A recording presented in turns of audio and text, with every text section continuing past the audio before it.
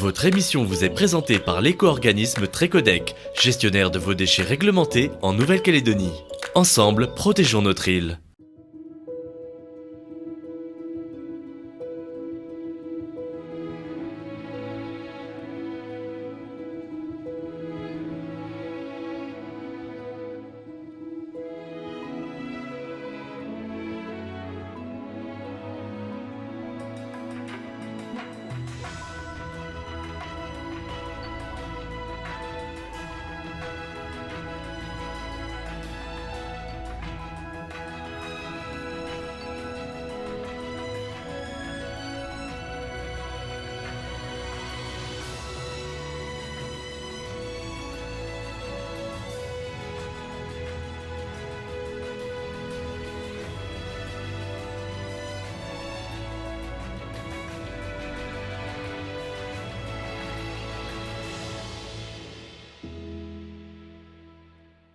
Est-il possible de faire cohabiter l'humain et la nature dans des zones protégées qui ont vocation à préserver la biodiversité? Et quelles sont les conditions à respecter? Alors Laurent, ici on est dans une réserve qui se situe à un peu plus d'1 kilomètre de la côte de la plage de Lansvata, à 5 minutes en bateau. Nous sommes à l'île aux Canards, une aire marine protégée tout à fait exceptionnelle. Effectivement, c'est un lieu magique, ça fait partie de ces lieux magiques que l'on a autour de Nouméa, dans le lagon, de ces îlots encore très préservés. Et les Calédoniens ont perdu cette notion, cette échelle de valeur, si je puis dire, qu'on a une ville qui fait près de 100 000 habitants, moderne, et au sein de cette ville, au sein même de cette ville, on a encore des récifs coralliens qui sont en pleine santé. N'importe qui, pour une paire de palmes, un masque, un tuba, va à Ricody, va à Nouville, va à la baie des Citrons et est capable de voir des récifs vivants, des poissons, des invertébrés, c'est exceptionnel. Et tu sais de quoi tu parles, puisque toi tu es biologiste marin à l'Université de la Nouvelle-Calédonie et tu t'occupes notamment du suivi des aires marines protégées pour la partie récifs coralliens, c'est ça? C'est ça. L'île aux Canards fait partie des sites que l'on suit régulièrement. Alors l'île aux Canards, c'est une aire marine protégée qui a un statut particulier, c'est ce qu'on appelle une aire de gestion durable des ressources, c'est-à-dire qui permet à l'humain de cohabiter avec la nature au travers d'activités touristiques. C'est une catégorie qui a été créée par la province pour intégrer dans une zone qui a vocation à préserver la biodiversité, la possibilité d'exercer une activité commerciale. D'accord. Donc ils ont créé ce qu'on appelle les AGDR. Alors c'est une chance pour tous les Nouméens notamment. Et il y a également sur l'îlot un sentier sous-marin donc, qui est géré par le Centre d'initiation à l'environnement. Est-ce que ça fait longtemps que tu n'as pas plongé à l'île aux Canards? Ça fait 4 ans. Et effectivement, en plus, j'ai une station qui est sur le sentier sous-marin. Eh bien écoute, je te propose qu'on aille mettre la tête sous l'eau alors. Allons-y. Donc ici sur l'île aux Canards, c'est le CIE, le Centre d'initiation à l'environnement, qui gère ce sentier sous-marin. Et donc ils ont des bénévoles sur l'îlot. Donc voici David. Bonjour David. Bonjour David.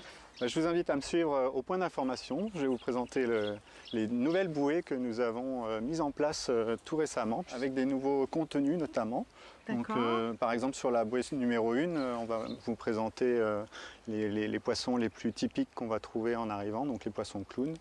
Sur la bouée numéro 2, on va trouver plutôt les différentes formes coralliennes. Sur la bouée numéro 3, on va trouver les poissons un peu plus emblématiques du sentier. Enfin, sur la 4 et la 5, on va trouver un peu plus ce qui est un peu plus sur les fonds sableux, avec les raies, les nudibranches et les serpents marins. D'accord. Donc c'est 5 biotopes, 5 habitats différents donc qu'on peut visiter, découvrir et donc permettre aussi bien aux visiteurs de week-end que des écoles, puisque vous travaillez beaucoup avec les scolaires, oui, de découvrir cet environnement marin qui est tout proche de la plage. Exactement, oui. On travaille aussi avec les scolaires qui ont fait à peu près une dizaine de visites scolaires par an. Et on fait aussi des permanences tous les week-ends qui nous permettent de sensibiliser les gens sur les bons comportements à adopter sur cette réserve naturelle. En fait. Alors toi Laurent, c'est un site que tu connais bien puisque c'est dans cette zone que tu effectues le suivi. Effectivement, on a une des stations qu'on a sur l'île aux Canards qui est positionnée à la balise numéro 2, le point de départ, et qui fait 50 mètres le long du tombant vers la balise numéro 4. Et sur cette station, on regarde, on caractérise l'habitat, on fait un inventaire des invertébrés et des poissons. Alors quels sont les indicateurs les plus importants sur l'état de santé du récif? Alors ça dépend ce qu'on veut mesurer. L'état de santé global, c'est de regarder l'évolution de la proportion, généralement, entre le corail vivant d'un côté et les algues, les débris et le sable de l'autre côté. L'évolution de l'un par rapport à l'autre au cours du temps. Après, on a un certain nombre d'indicateurs au niveau des communautés vivantes qui y vivent. Par exemple, sur les poissons, on va aller voir des poissons papillons qui généralement sont associés à un récif vivant. Mais il faut faire attention, ça dépend aussi des espèces. On a des espèces de poissons papillons qui peuvent vivre au fond des baies dans des zones très turbides. Et il y a tout un tas d'indicateurs dans ce genre-là. Bon, on va aller voir ça et puis on fera un point après sur, Allez, sur tout ce qu'on aura pu voir. Je vous invite à vous équiper et je vais vous emmener sur le sentier sous-marin. Ok.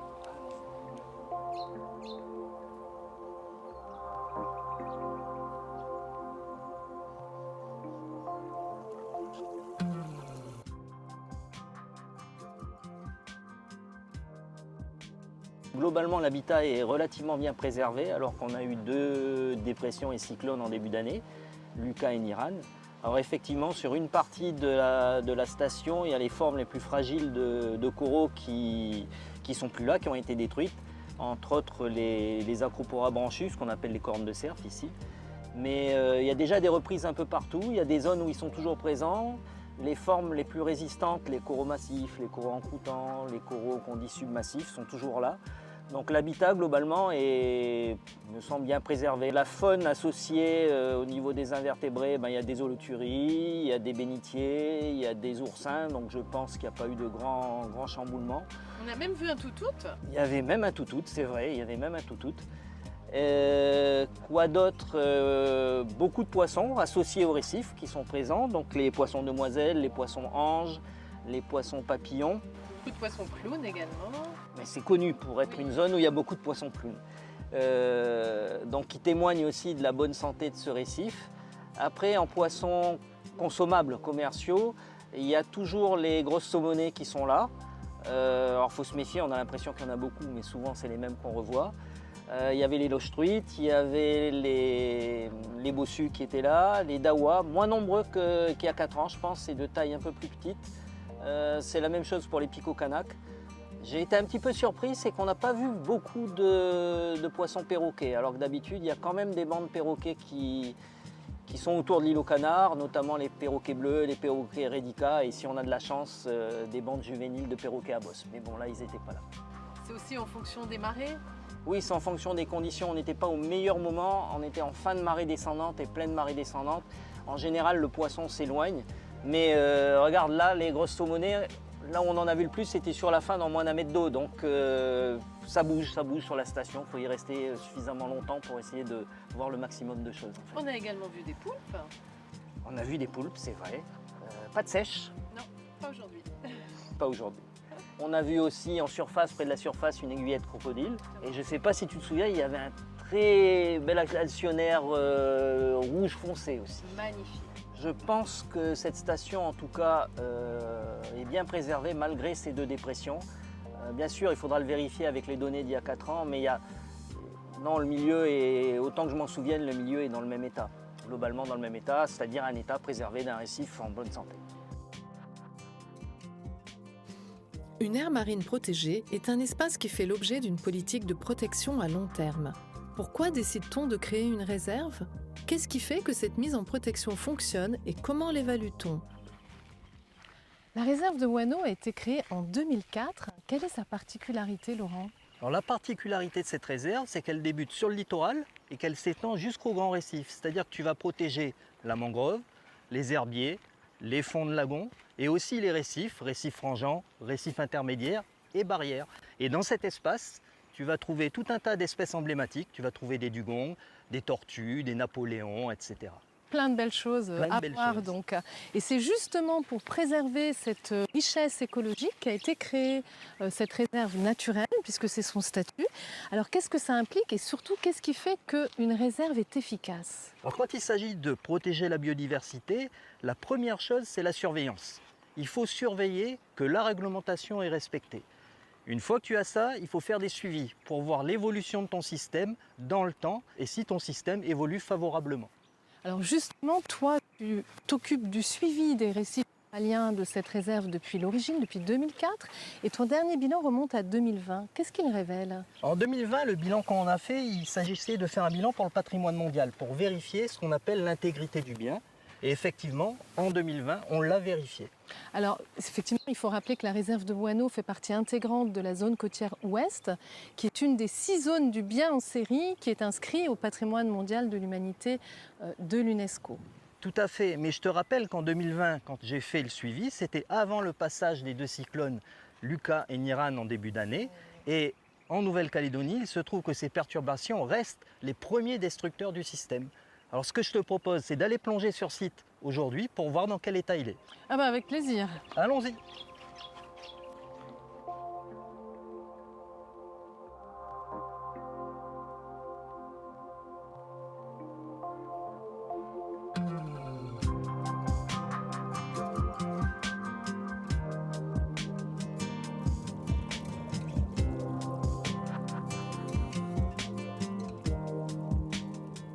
Bon, alors, Laurent, on a eu une chance incroyable avant de se mettre à l'eau. On a vu un banc de dauphins.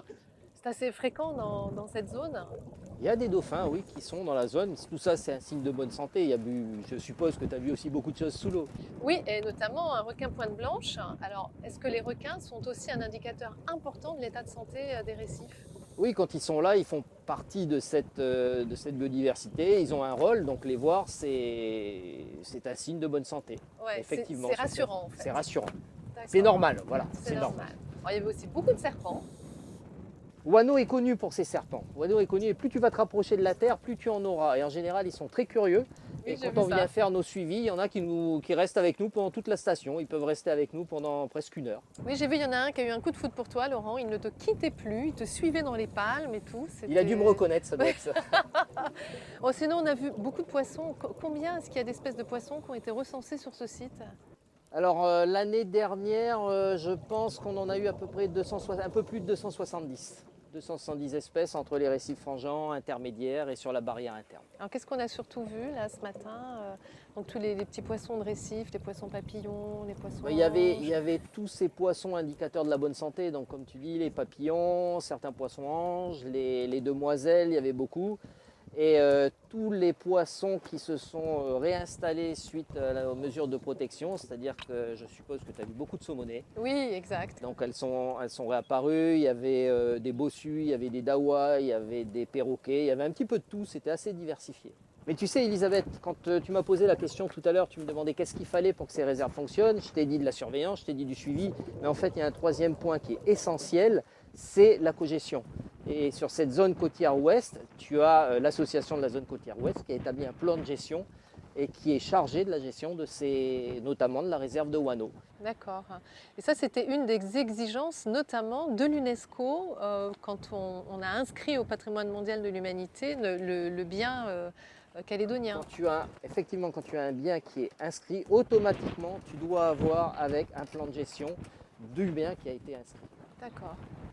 Et donc là, si tu veux, je te propose qu'on dégrée nos bouteilles, etc. Et puis qu'après, on aille voir Mylène, qui est justement la présidente de l'association de la zone côtière ouest. Alors Elisabeth, voilà Mylène, présidente du comité de gestion de la ZCO. Bonjour Mylène. Bonjour Elisabeth. Alors ce comité de gestion, il existe depuis quand? Depuis 2008 Elisabeth. Qui est donc Depuis juillet 2008. c'est la date d'inscription en fait du bien calédonien au patrimoine mondial de l'humanité à l'UNESCO. Et quelle est la vocation d'un comité de gestion? Alors la vocation d'un comité de gestion, déjà la gestion participative, on est là pour réunir les associations, les ONG, les coutumiers, la population le citoyen qui se sent concerné et surtout les collectivités. D'accord. Et les professionnels également? En fait, tous les usagers de la mer. Les usagers. Pourquoi? Parce qu'on a besoin d'eux, on a besoin de tout le monde pour protéger ce patrimoine naturel et surtout son bien-être. Donc ce bien-être, c'est aussi l'état de santé de celui-ci. Ouais, Et notre état de santé, socialement, économiquement aussi. Ouais, c'est notre responsabilité à tous au final. Exactement. Concrètement, Mylène, qu'est-ce que la ZCO fait à Wano et notamment dans cette magnifique mangrove où on se trouve? Alors aujourd'hui, c'est très bien que tu sois là parce qu'on était justement là pour réhabiliter le sentier mangrove.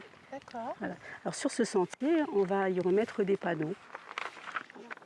C'est un sentier qui est assez important, hein, qui couvre une grande superficie. Mais la formation de mangrove de Wano, elle est bien développée, c'est une belle formation. Et donc vous êtes en train de refaire tous les panneaux. Est-ce que vous travaillez avec les associations locales également? Oui, exactement. On va travailler avec déjà les associations de la foi pour qu'ils s'approprient ce projet. C'est important qu'ils se l'approprient. Et après, aussi tous les prestataires touristiques, parce que c'est eux aussi qui nous aident là-dedans. On a besoin d'eux aussi. Bien sûr. On y va? On va découvrir le sentier? Allez, Allez. venez.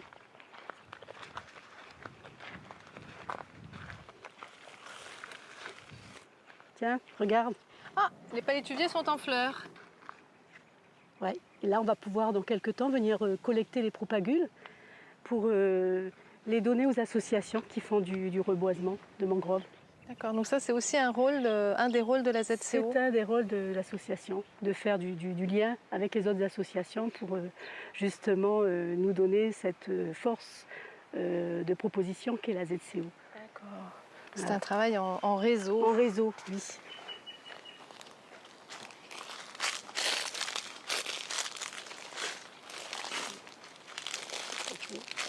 Regardez, vous avez vu la couleur de l'eau? Qu'est-ce qu'elle est claire aujourd'hui? Là, tu vois, tu as un des rôles de la mangrove. En fait, cette mangrove, elle va filtrer tous les apports terrigènes des bassins versants en piégeant les sédiments. Et du coup, ça va diminuer la charge sédimentaire que tu auras dans le lagon et ça va permettre le développement des coraux, par exemple. Donc c'est un filtre biologique, c'est également, on peut dire, une station d'épuration parce qu'elle filtre également toutes les pollutions. Oui, elle traite la matière organique. C'est souvent un rôle qu'on lui donne et c'est un de ses rôles principaux également. C'est une véritable station d'épuration, on peut le dire. Alors elle a plein d'autres rôles, la mangrove. C'est un écosystème qui est extrêmement important. Alors notamment, c'est un véritable rempart contre l'érosion. Oui, elle protège la terre et elle protège la mer. C'est-à-dire que si tu as un cyclone, si tu as des coups d'ouest, etc., quand tu as une mangrove, eh bien, l'érosion sera moins importante sur le littoral. Parce que ça va casser l'inertie de toutes ces vagues qui vont venir agresser le littoral. C'est un trait d'union un peu entre la terre et la mer. C'est aussi un habitat extraordinaire pour de nombreuses espèces, alors tant pour les oiseaux que pour les espèces marines, puisque ça sert aussi de nurserie, hein, c'est ça Mylène? Oui, c'est exactement ça. Et pas que, parce que les femmes qui sont pêcheuses de crabes, qui est aussi une histoire culturelle dans le pays, pêchent ce crabe, ramassent les grisettes et vraiment on en a besoin pour l'économie du pays. Oui, parce que c'est une ressource alimentaire importante, hein, les produits de la mangrove, les palourdes, les grisettes, les mulets. C'est effectivement un écosystème qui est très productif. On dit même que c'est l'écosystème le plus productif de la planète. C'est un des plus productifs de la planète, on dira. Bien, merci beaucoup à vous deux. Merci Laurent, merci Mylène. Merci à vous deux. Merci à toi Elisabeth. Merci Mylène. Y a-t-il suffisamment d'aires marines protégées en Nouvelle-Calédonie? Quels sont les points essentiels à respecter pour que leur gestion soit efficace? Et de quelle manière pouvons-nous, à l'échelle citoyenne, participer à leur cogestion? Protéger la mer, Hubert, c'est tout d'abord prendre en compte sa diversité. La mer, c'est une succession d'habitats où vivent différentes espèces, comme par exemple dans la mangrove, dans les herbiers, dans les algueraies, dans les lagons ou encore en haute mer. Et pour qu'une réserve ou une aire marine protégée soit efficace, eh bien, elle doit prendre en compte ces différents habitats. On parle alors de connectivité écologique. Qu'est-ce que ça veut dire exactement ? La connectivité écologique, Elisabeth, c'est la connexion pour ces espèces entre les différents écosystèmes marins. Tu prends par exemple les jeunes carangues que l'on va rencontrer dans les mangroves. En grandissant, elles vont quitter les mangroves pour gagner les récifs coralliens où elles deviendront adultes. Donc un réseau d'aires marines protégées, pour être efficace en termes de conservation, doit accueillir l'ensemble des écosystèmes pour pouvoir accueillir l'ensemble des espèces. Il ne faut pas oublier que certaines espèces en plus, au cours de leur développement ou au cours de l'année, selon les saisons, vont avoir besoin de passer d'un écosystème marin à un autre écosystème. Tu prends par exemple en cette fin d'année, certains écosystèmes de notre lagon vont jouer un rôle primordial dans la reproduction des poissons. Les passes, où vont se concentrer les napoléons, les loches bleues, les dawas, les récifs frangeants, où vont venir se reproduire les pics-oreillers, les mulets queue bleue, par exemple. Et donc, pour protéger ces poissons et leur reproduction, on met en place des réserves saisonnières dans certains espaces. Comme c'est le cas, par exemple, de la passe de Dimbéa, qui est fermée à la pêche du 1er octobre au 1er mars. Exactement. Protéger la mer, c'est nourrir les hommes. Des habitats bien conservés sont beaucoup plus productifs et participent grandement au développement économique, mais également à la sécurité alimentaire des populations, particulièrement en Océanie, où la mer représente un moyen de subsistance extrêmement important. Ben oui, un récif en bonne santé va procurer des poissons, des crustacés, des mollusques à la population. Par exemple aussi les bénitiers qu'on consomme beaucoup en Océanie.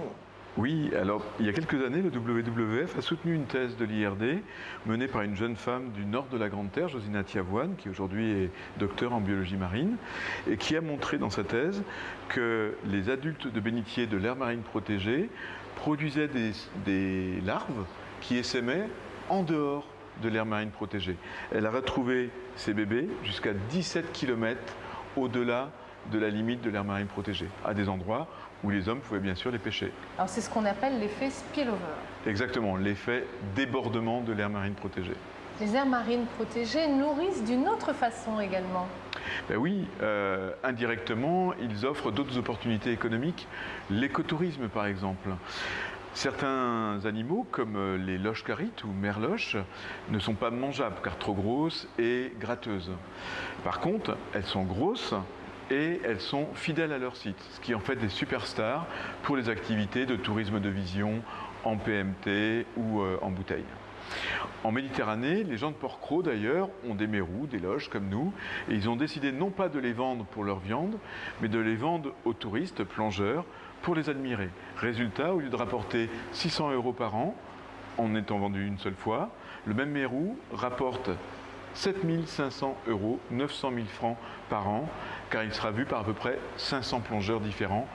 Et en 2022, il sera toujours vivant. En Nouvelle-Calédonie, nous avons un très fort potentiel pour l'écotourisme, vu le nombre de superstars qui vivent dans nos lagons. Hein. Ça passe effectivement de la loche au Napoléon, mais également aux dauphins, aux tortues, aux raimentas, aux baleines. Tricoreillers qui sont magnifiques, aux petits poissons papillons. Mais il y a plein de choses attractives à partager sans détruire. Protéger la mer, c'est également créer davantage d'aires marines protégées. Une étude scientifique appelle d'ailleurs à protéger 30% des océans à l'horizon 2030 et démontre que cela permettrait de réduire la chute de la biodiversité, mais également de lutter contre le réchauffement climatique. Alors qu'en est-il en Nouvelle-Calédonie ? Cet objectif de 30% est loin d'être atteint. On est un peu plus de 7% au niveau mondial, soit un réseau de 15 000 aires marines protégées pour 27 millions de kilomètres carrés. Il y a donc un enjeu double, celui d'augmenter le nombre et la surface d'aires marines protégées, mais aussi d'améliorer la gestion de ces aires marines protégées. Parce que l'étude a montré aussi que la majorité n'ont pas une gestion efficace pour protéger la biodiversité marine. En Nouvelle-Calédonie, cet enjeu-là est également vrai. On doit renforcer les mesures de protection et de gestion du réseau d'aires marines protégées lagonaires, où beaucoup de pression se concentre. Et également, c'est aussi le cas pour le parc naturel de la mer de Corail, donc une aire marine protégée géante d'1,3 million de kilomètres carrés et qui ne doit pas être qu'un paper park, un parc de papier, en mettant en place des vraies mesures de protection. C'est ce qu'on appelle ces fameuses réserves XXL. Exactement. Et enfin, Hubert, protéger la mer, cela doit se faire pour et avec les populations. En cela, la gestion participative est un des points clés du fonctionnement des espaces protégés. Ah ben là, tu prêches un convaincu, Elisabeth.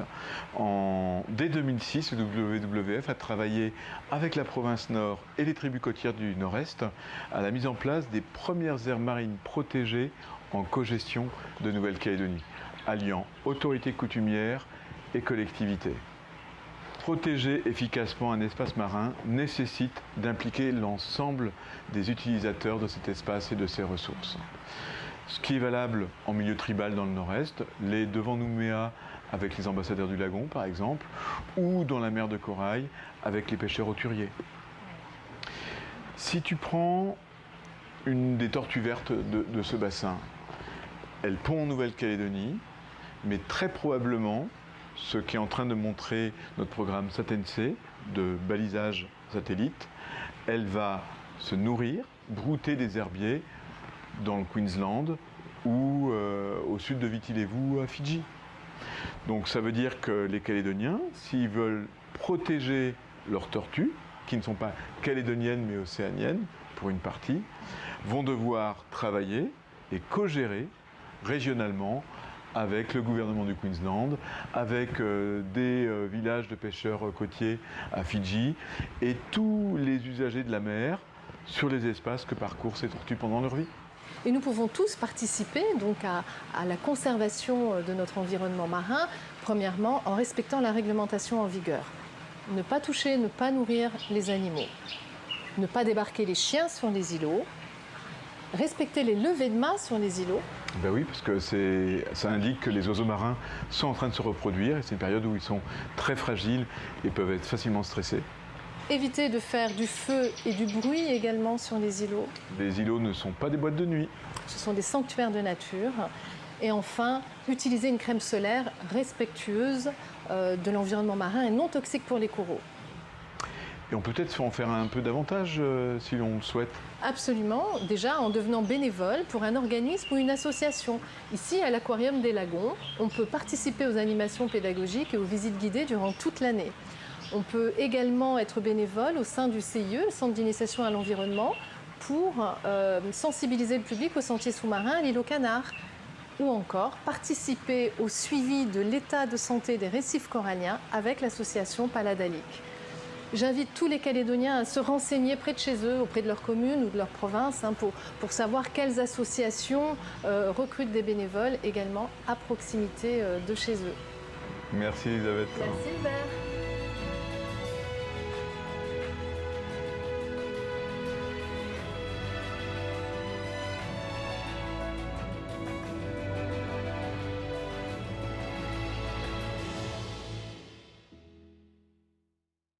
Votre émission vous a été présentée par l'éco-organisme Trécodec, gestionnaire de vos déchets réglementés en Nouvelle-Calédonie. Ensemble, protégeons notre île.